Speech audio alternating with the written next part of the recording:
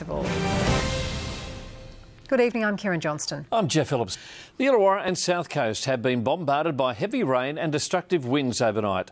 Calls for help across the region are now nearing 500 as emergency crews continue to work around the clock. It hit hard and fast. Torrential rain and gale-force winds hammered the highway. Within minutes, backyards and streets in Wollongong were lakes. Anyone want to do some fishing? A flooded student college was evacuated in Wollongong as Ullawarra copped 150 millimetres. Winds at Guatemala hit 160 k's.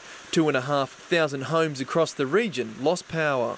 It was a really big night for us last night. We had over 400 jobs received in the region in the last 48 hours, mostly related to flood and storm damage. Daybreak and winds still battered the coast. In Kiama, Kevin Tui awoke to find his son's back veranda in tatters. Everything's bent, yeah. It was horrendous, yeah. It was bad as I've known in 25 years. A storm for the ages. In the night, parts of Kevin's roof were flung 50 metres through the air, narrowly missing an SES crew. I was coming through to have a look at the property just as the iron flew through the air and hit the 11,000 volt power lines. Massive flash, massive explosion. You need only see scenes like this to understand just how hard the wind was blowing last night. The doors have been completely ripped off. Over the head of us here was an awning.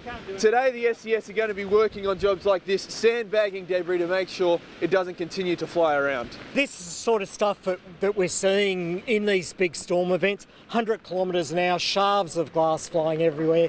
No one should be out in this sort of weather.